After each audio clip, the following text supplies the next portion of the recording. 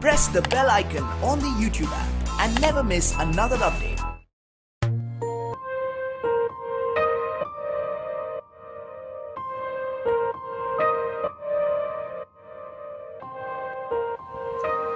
आप सभी स्टूडेंटों का एक बार फिर स्वागत है मेरे YouTube चैनल पे। तो आज हम लेके आए हैं क्लास 2। इससे पहले हमने क्लास फर्स्ट पढ़ी थी, उसमें बहुत से इम्पोर्टेंट क्वेश्चन पढ़े थे।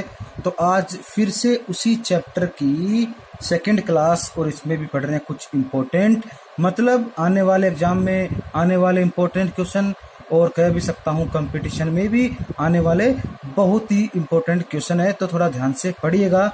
तो डीसी जनरेटर स्टार्ट कर रहे हैं। तो मैं एक बार फिर आपका सभी स्टूडेंट का स्वागत करता हूं यूट्यूब चैनल पे। मैं जितेश जोगी कर रहा हूं अपनी क्लास स्टार्ट, क्लास 2। तो थोड़ा ध्यान से देखिएगा। पहला क्वेश्चन क्या है, थोड़ा ध्यान से सुनिएगा।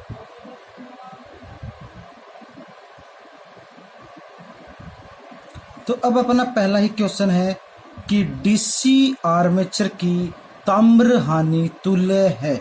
मतलब जो डीसी आर्मेचर है उसकी जो ताम्र हानि होती है वो किसके बराबर होती है।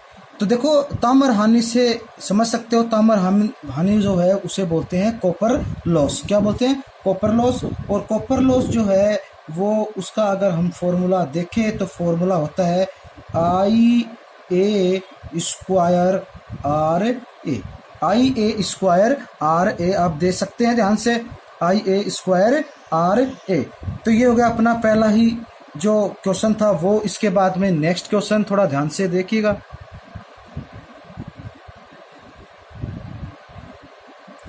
अब इसके बाद में अपना नेक्स्ट क्वेश्चन है कि आर्मेचर बना होता है। आर्मेचर किसका बना होता है ये कह सकते हैं। तो आर्मेचर जो होता है वो बना होता है किसका? Silicon steel. किसका? सिलिकॉन स्टील का। और सिलिकॉन स्टील का इसलिए बना होता है क्योंकि आर्मेचर में जो लॉसेस होते हैं, तो लॉसेस आप सबको पता है, जैसे हिस्टैरिसीस लॉस हो गया, कॉपर लॉस हो गया, एडी करंट लॉस हो गया। इन सारे जितने भी लॉसेस है इनको कम करने के लिए किसका बना जाता है? सिलिकॉन स्टील का। अब इसके बाद में अपना नेक्स्ट जो क्वेश्चन है वो थोड़ा ध्यान से पढ़िएगा।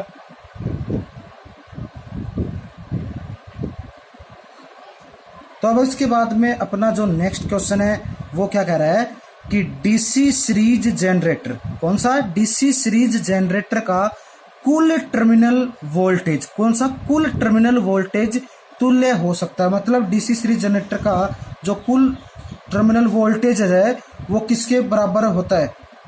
तो इसका जो सूत्र है वो बता दे रहा हूं आपको, थोड़ा ध्यान से पढ़िएगा। तो इसका जो सूत्र होता है वो थोड़ा ध्यान से पढ़िएगा। इसका जो सूत्र होता है वो होता है E माइनस आई RA प्लस RSE और कोष्टक के बाहर V। देखो, E माइनस आई RA प्लस RSE और लास्ट में है V। देखो, I तो है, वो तो हो गई अपनी जो इलेक्ट्रिक करंट है, विद्युत धारा, वो। IA जो आर्मेचर का प्रतिरोध है वो, और ये SE जो है सीरीज का प्रतिरोध। तो इसका सूत्र हो गया E माइनस आई RA प्लस RSE और ये लगा दिया V। ठीक है। अब इसके बाद में अपना नेक्स्ट क्वेश्चन थोड़ा ध्यान से देखिएगा।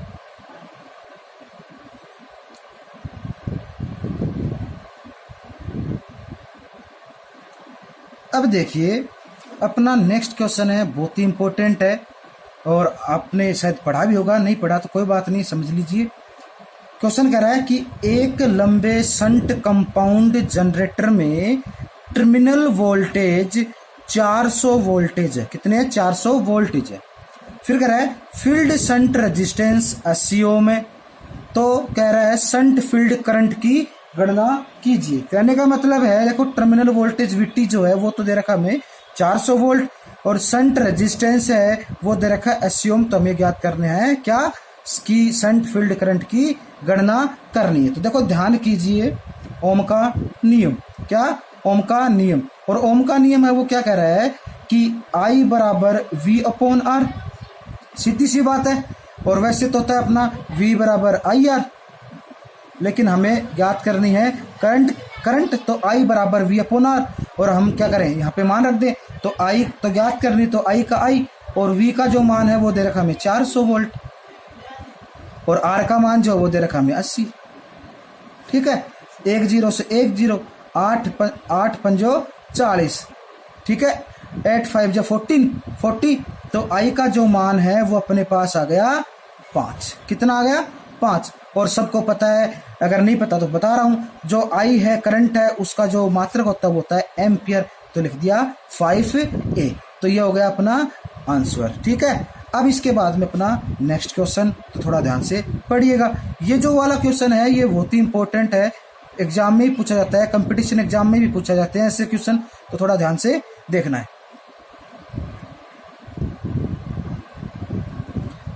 इसके बाद में अपना नेक्स्ट क्वेश्चन है और बहुत ही अच्छा है, एक थोड़ा मैंने घुमा दिया इस क्वेश्चन को, थोड़ा ध्यान से देखिएगा। लिखा है डीसी जनरेटर का ईएमएफ, विद्युत वाहक बल डीसी जनरेटर का ईएमएफ समीकरण जिसमें सिंप्लेक्स वेव वाउंड आर्मेचर है। मतलब जनरेटर जो है डीसी, उसका ईएमएफ समीकरण हमें बताना है, लेकिन शर्त क्या है कि उसमें क्या होना चाहिए? सिंप्लेक्स वेव वाउंड आर्मेचर होना चाहिए। सबसे पहले तो देखो, जो अपना सूत्र जो होता है ईएमएफ ज्ञात करने का, वो वास्तव में एज ए रियलिटी उसका जो सूत्र होता है वो सूत्र होता है, देखिए ईबी बराबर फाई जेड एन पी बटे 60 और गुणा ए। अपना जो ईएमएफ समीकरण है वो तो होता ही है, लेकिन ये तो समीकरण है, इसके बाद में इसने क्या किया है? सिंप्लेक्स वेव वाउंड आर्मेचर है, मतलब उसका जो आर्मेचर है वो कौन सा? Simplex wave wound. अब हमने इससे पहले पढ़ा था पहली क्लास में कि जो वाउंडिंग होती है वो दो प्रकार की, एक तो होती है वेव और एक होती है लेप।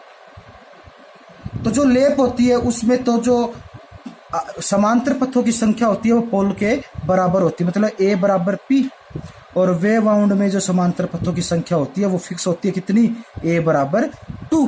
तो अब देखो हमारे पास लिखा है सिंप्लेक्स वेव वाउंड आर्मेचर, मतलब ए बराबर 2, तो इसके अंदर हमने मान रख दिया, तो क्या लिखा? ई बी बराबर फाई जेड एन पी बटे 60 गुणा, अब ए का मान कितना था? 2, तो ये बन गया सूत्र हमारा के पास क्या कि ई बी बराबर फाई जेड एन पी, और 60 को मल्टीप्लाई कर दिया हमने 2 से, तो 62 जा 120।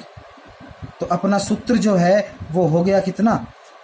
सिंप्लेक्स वेव वाउंड के लिए ईबी बराबर फाई जेड एन पी बटे 120। तो ये हो गया अपना आंसर।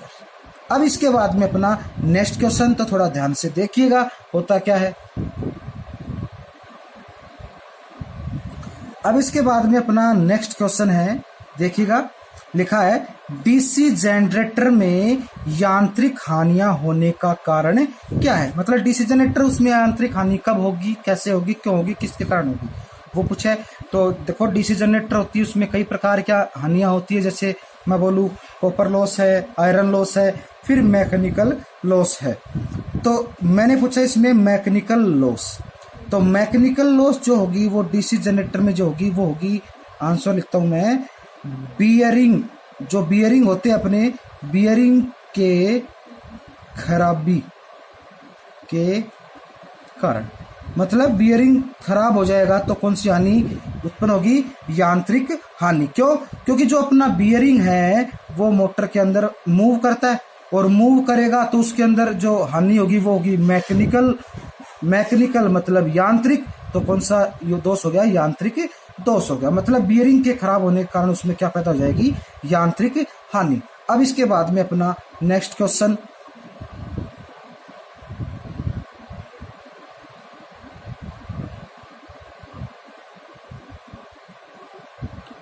तो अब इसके बाद में अपना नेक्स्ट क्वेश्चन है इंपॉर्टेंट, क्या लिखा है कि देखो लिखा है जनरेटर जिसमें संट फील्ड, कौन सी फील्ड? संट फील्ड, और लिखा बाद में सीरीज फील्ड के बाद में जुड़ा है। मतलब जो संट फील्ड है वो सीरीज फील्ड के बाद में जुड़ी है, तो कौन सा जनरेटर कहलाएगा? मतलब कौन सा जनरेटर होगा वो? जो जिसमें संट फील्ड है वो सीरीज फील्ड के बाद में जुड़ी है, तो कौन सा जनरेटर कहलाएगा। देखो अपने पास जनरेटर जो होते हैं वो 3 प्रकार के होते हैं। एक नंबर होता है अपना शंट, 2 नंबर होता है अपना सीरीज, और 3 नंबर जो होता है अपना वो होता है कंपाउंड। 3 प्रकार के। अब जो अपने पास कंपाउंड है, कंपाउंड भी 2 प्रकार का होता है। कंपाउंड जनरेटर भी 2 प्रकार का होता है। एक होता है लॉन्ग शंट, एक होता है शॉर्ट शंट, सुना होगा आपने। एक होता है लॉन्ग शंट, एक तो शॉर्ट शंट। ठीक है, 2 प्रकार के हो गए। अब क्वेश्चन पे आना, हमें क्वेश्चन क्या कर रहा है कि जिसमें शंट फील्ड है वो सीरीज फील्ड के बाद में जुड़ी है तो उसे क्या कहते हैं। तो देखो अगर शंट फील्ड जो है वो सीरीज फील्ड के पहले जुड़ती है, मतलब सीरीज फील्ड के पहले जुड़ेगी शंट फील्ड, तो उसे बोलेंगे शॉर्ट शंट कंपाउंड जनरेटर।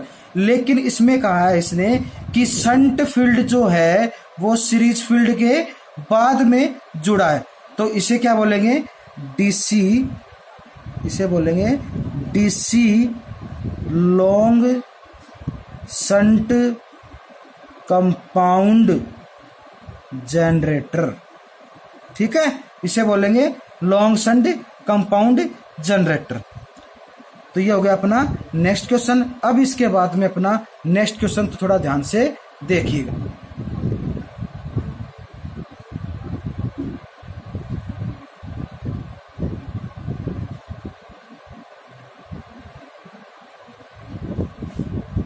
तो अपना नेक्स्ट क्वेश्चन है, थोड़ा ध्यान से देखिएगा, इंपॉर्टेंट है। BIS क्या पूछ रहा है, BIS। और BIS की फुल फॉर्म आपने पहले ही अपना जो फर्स्ट ईयर थी, मैं कह दूं पहले सेमेस्टर में आपने पढ़ ली होगी। BIS bureau of Indian standard, जिसे हिंदी में क्या बोलते हैं, भारतीय मानक ब्यूरो। भारतीय मानक ब्यूरो, भारतीय मानक ब्यूरो। तो इसने क्या कहा है कि BIS के अनुसार डीसी जनरेटर जो कि अलग से सक्रिय है, अलग से सक्रिय है, एक्टिव है, उसका शंट फील्ड वाइंडिंग टर्मिनल किस रूप में चिन्हित या दर्शाना जाता है, इसे चिन्हित किया जाता है। तो देखो जो अपना BIS है, ब्यूरो ऑफ इंडियन स्टैंडर्ड, उसके अनुसार जो शंट फील्ड वाइंडिंग होती है उसको हम दर्शाते हैं किससे, E1 या E2, E1 या E2 से दर्शाते हैं, या कहते हैं उसको इंडिकेट करते हैं, किसे, शंट फील्ड वाइंडिंग को। अगर पूछे आपसे आर्मेचर, तो आर्मेचर को लिखोगे आप A1 या A2, दो ही तो होते हैं। और अगर आप आपसे पूछे सीरीज फील्ड वाइंडिंग, तो सीरीज फील्ड वाइंडिंग से आप लिखेंगे D1 या D2, मतलब दो टर्मिनल अच्छा हो गए ना। एक तो हो गया E1 या E2 जो शंट फील्ड वाइंडिंग है, A1 या 2 जो आर्मेचर वाइंडिंग है, और D1 या D2 जो अपनी क्या है, सीरीज फील्ड वाइंडिंग। तो ये हो गया अपना क्वेश्चन। अब इसके बाद में अपना नेक्स्ट क्वेश्चन।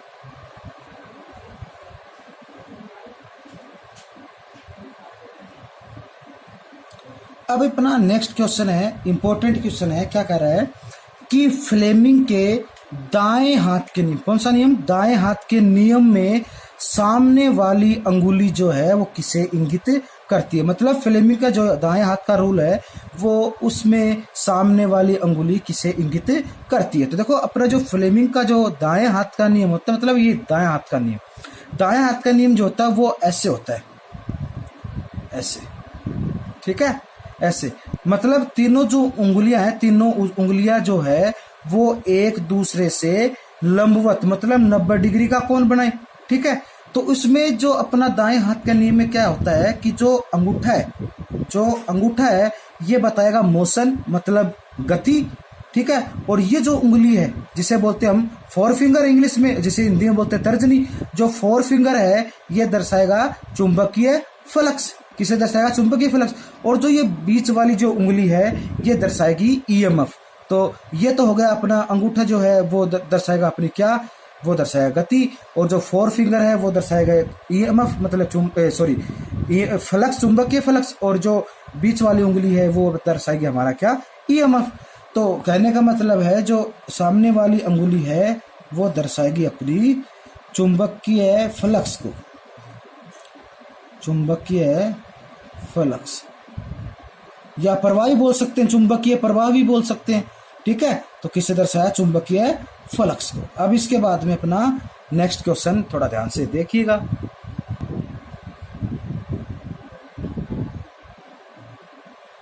अब अपना नेक्स्ट क्वेश्चन है, क्या जीएनए का पूरा नाम? अगर आपने मेरा पहला वीडियो देखा है तो आपको जीएनए के बारे में पता होगा।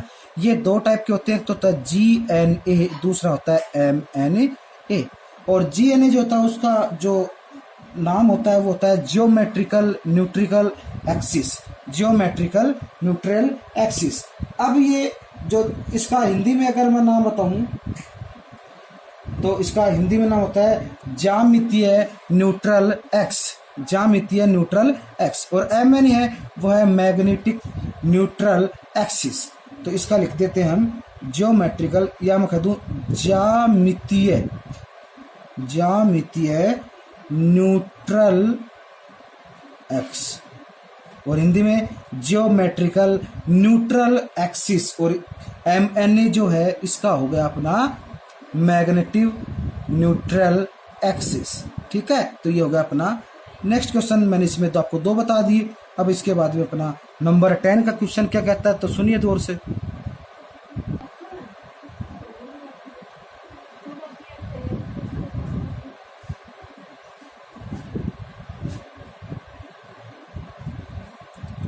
अब अपना नेक्स्ट है, डीसी जनरेटर की इलेक्ट्रिकल दक्षता तुल्य होती है।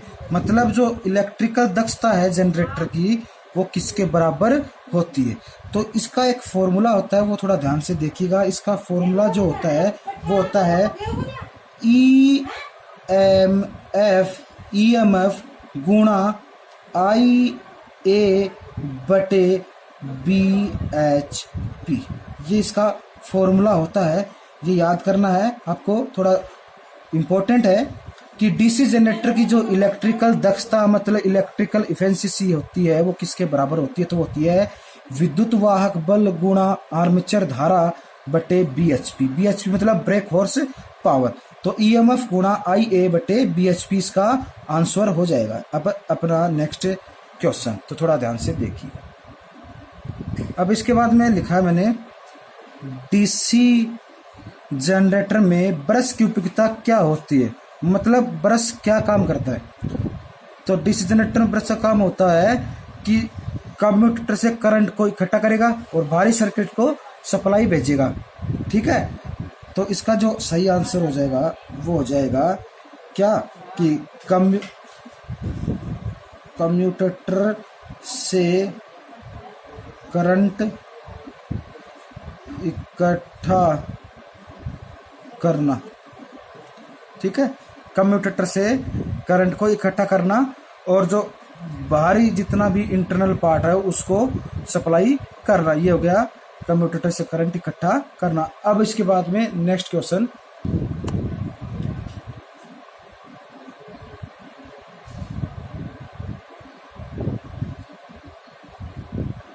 अब अपना नेक्स्ट क्वेश्चन है तो वो है कि एक लॉन्ग शंट कंपाउंड जनरेटर, कौन सा है? लॉन्ग शंट कंपाउंड जनरेटर है।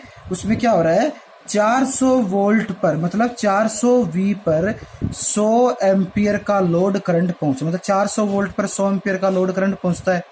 फिर कह रहा है शंट फील्ड प्रतिरोध जो है वो 200 ओम है। तो आर्मेचर करंट क्या होगी? आर्मेचर करंट क्या होगी? तो इसके लिए हमारे पास एक सूत्र होता है, तो मैं आपको बता रहा हूं क्या होता है। वो होता है IA मतलब आर्मेचर धारा। IA बराबर होता है IL प्लस ISH, ये अपना सूत्र होता है। ठीक है, IL प्लस ISH। तो अब हम क्या करें, IL जो है अपना वो दे रखा है 100 एम्पियर, तो लिखा 100 प्लस ISH हमें निकालना है।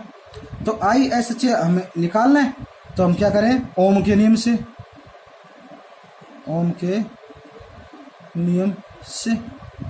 तो ओम का नियम क्या कहता है, V बटे R, और R अपना कौन सा है, ये है शंट फील्ड प्रतिरोध, तो लिखे RSH। तो V अपना कितना है 400 और R कितना है अपना 200। तो 200 को 400 से काटा तो आया 2, तो अपना आ गया अपना ISH। तो अब ये जो मान है वो रख देंगे यहाँ पे। तो लिखा हमने कि 100 प्लस 2 तो इक्वल टू हो गया अपना 102। तो अपना जो IA का मान है वो आ गया कितना 102। ठीक है, कि अपना हो गया ये क्वेश्चन, और किसमें, एम्पियर में। तो आज अपना ये सारे के सारे जो इम्पोर्टेंट क्वेश्चन थे मैंने आपको बता दिए, और शायद मुझे लगता है आप समझ भी लिए होंगे। अगर इसमें आपको कुछ प्रॉब्लम आ रही है, कुछ समझ में नहीं आ रहा है, तो आप मुझे कमेंट करें, और इसी प्रकार आप देखते रहे, कुछ सीखते रहे, पढ़ते रहे, और समझ में नहीं आया तो मुझसे पूछते रहे। तो मैं जितेश जोगी अपनी क्लास यहीं समाप्त करता हूं, और आप सभी स्टूडेंट का धन्यवाद करता हूं यूट्यूब चैनल देखने के लिए। तो आप मेरा यूट्यूब चैनल देखते रहिए, एजुकेशन गुरु। तो मैं यहीं पे समाप्त करता हूं पूरी क्लास। अब मिलेंगे अपने नेक्स्ट चैप्टर की नई क्लास में। तो आज DC जनरेटर जो अपना था वो मैं यहीं पे ही समाप्त करता हूं। अगर आपको कुछ प्रॉब्लम आ रही है किसी टॉपिक में या किसी भी प्रकार की, तो मुझे पूछते रहे। अपना अगर चाहे तो हम इसका जो चैप्टर है वो पढ़ सकते हैं, लेकिन अपने पास इतना टाइम नहीं कि चैप्टर पूरा कंप्लीट पढ़ सके। इसलिए मैं आपको जितने भी इम्पोर्टेंट क्वेश्चन है मैं आपको सारे के सारे एक एक करके समझाता रहूँगा, और आप भी मुझसे ऐसे पूछते रहिए और देखते रहिए। तो आप सभी लोगों का धन्यवाद। मैं जितेश जोगी अपनी क्लास यहीं पे समाप्त करता हूं। अब मिलेंगे अपने नए चैप्टर की नई क्लास में। एक बार आप फिर से दोबारा देख सकते हैं जो क्वेश्चन हमने किए हैं, थोड़ा ध्यान से। ये अपना जो पहला पेज था उसका है थोड़ा, तो आप देख सकते हैं। इसके बाद में किया था हमने ये सोल्व, और इसके बाद में हमने किया था ये सब। आप नोट कीजिए और थोड़ा ध्यान से पढ़िए। तो मैं अभी आपसे बाय करता हूँ, फिर मिलेंगे अपनी नेक्स्ट क्लास में। आप सभी स्टूडेंट का धन्यवाद। The bell icon on the YouTube app and never miss another update.